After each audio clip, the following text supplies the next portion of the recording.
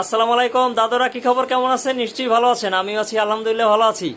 অনেক দিন পর প্রাণ খুলে কথা বলতে পারতেছি, প্রাণ খুলে হাসতে পারতেছি। মনে হচ্ছে যেন মুক্ত পাখির মতো। এতদিন মনে হচ্ছিল যে আমি পরাধীন অবস্থায় আছি, একটা আতঙ্কের ভিতরে আছি, কখন কি হয়ে যায় কখন কি হয়ে যায়।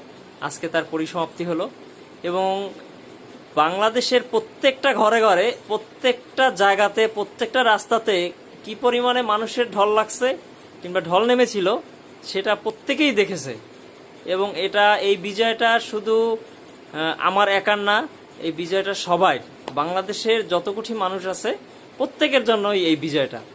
হ্যাঁ, তাদের ভিতরে যে একটা চাপা কষ্ট ছিল, চাপা দুঃখ ছিল, হ্যাঁ, চাপা আতঙ্ক ছিল, এগুলো এখন আর কিছুই নেই, সম্পূর্ণ মুক্ত তারা। যাই হোক, আমাদের বিজয়টা যেন খুব ভালো হয়। ধন্যবাদ, ভালো থাকবেন, খোদা।